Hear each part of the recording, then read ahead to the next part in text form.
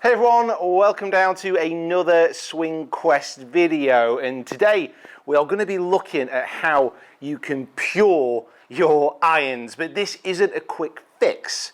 This is something that you can digest, save this video, work on it at the driving range.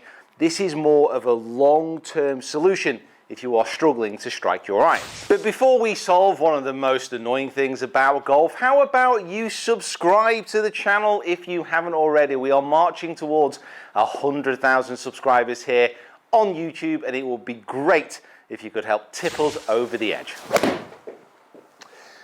So when you're looking to strike your irons consistently, there are a few things that need to be within your technique. And these are things that you see in pretty much every single good ball striker. Firstly, at impact, the weight has transferred onto the lead foot and the chest is on top or even slightly ahead of the ball at impact. As well as covering the ball really well, most good ball strikers do not lose their posture. So their hips generally won't move towards the ball at impact. They will stay back and clear. And then lastly, after impact, the body will clear fully and there will be this nice full finish position balancing on the front foot with the lead toe down in the ground. Now you may be thinking on this last point, well, a nice finish position, what does that actually matter?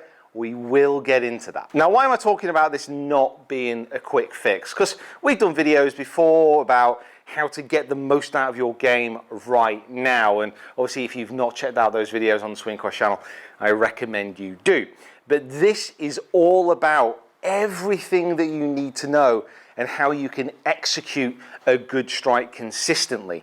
But it's all chained, it's all linked. So if you are struggling with all or one of these factors, this is going to enable you to understand your impact a little bit better and really move you forward. But please understand, this is going to take practice and you will see why. So first up, covering the golf ball or shifting your weight down towards the target. Now this should be the easiest thing to do. It's something which is apparent in all throwing and all hitting sports generally. Simply put, on the backswing, the weight loads into the trail side, and as you move through impact, it transfers onto the front side. And it's this motion which you really see in pretty much every single hitting sport.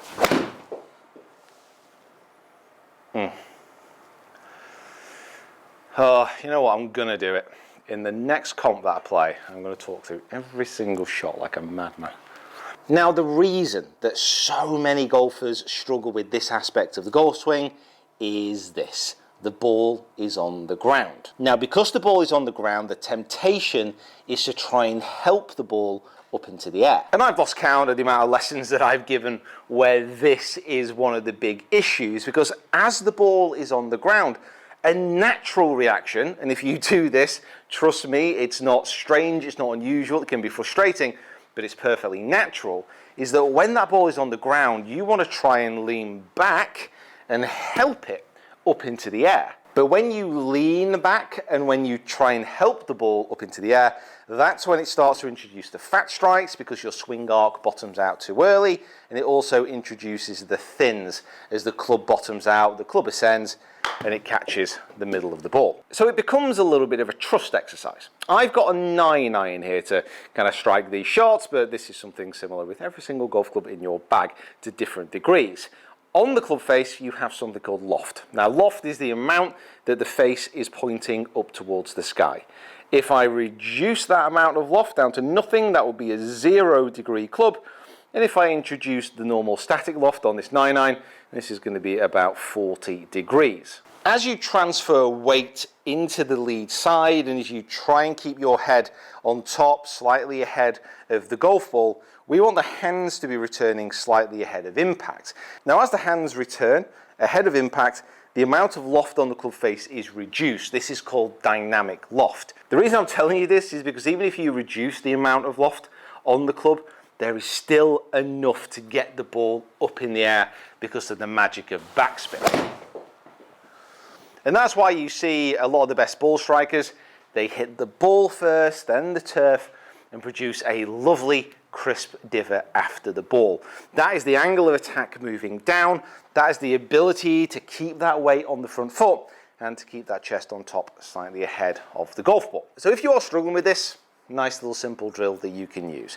I've got a 9-9 here, which puts the ball position in the middle of the stance, and this is what I recommend doing when you're starting out. Use a lofted club, and also center of the stance is a nice visual reference. So the ball's in the center of the stance. My chest, you can see my sternum is pretty much directly over the golf ball. Now all I want to do at impact, the only feeling that I'm really going to try is to get my chest and my sternum ahead. So I want to get it here. Now what this should do is help bottom out the club after the ball in its arc. So I'm going to do nothing but just get my chest ahead of the ball. And it's that ability to move in this direction, to transfer, oh my God, I've struck that well, to transfer that weight onto the left side, which is going to enable you to move that body forwards. Now you may be thinking, well, great, I'll just transfer my weight forward and it'll be absolutely fine. But something I found again with lessons is that a lot of people try and transfer their weight to the front foot, really try and move through to the target, but they can't do it. No matter how hard they try, there's something stopping them. Now, more often than not, the reason behind this was what the club was doing during the downswing.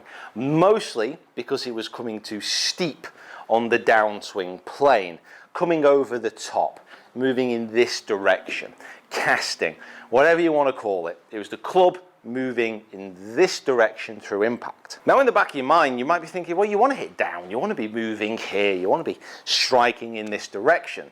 The only problem is, if you move the club down here, and then also transfer that weight so you're moving ahead of the golf ball, the angle of attack and the amount that you're hitting down here all of a sudden becomes too much. As a golfer, we've mentioned that you want to see the ball go up into the air. So if you transfer your weight, but your club is already in this direction, automatically, through impact, and again, I've seen it time and time again, the golfer will do this at the point of impact. They will back up, try and introduce loft, and also, if the club is moving in this direction too much, and it's going to go off to the left-hand side, they'll open up the club face. Does that look familiar? Probably it does.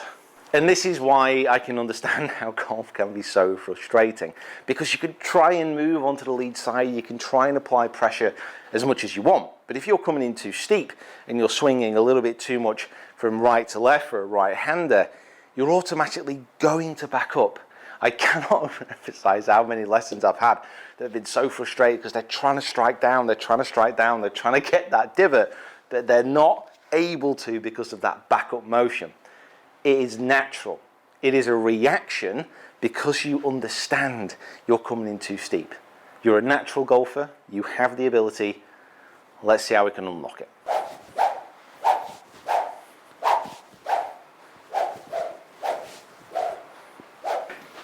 So what I've got here is an alignment stick, and I've just left about 1.5 feet sticking out the end of the grip, and I'm grasping it to the end of the shaft here with my hands.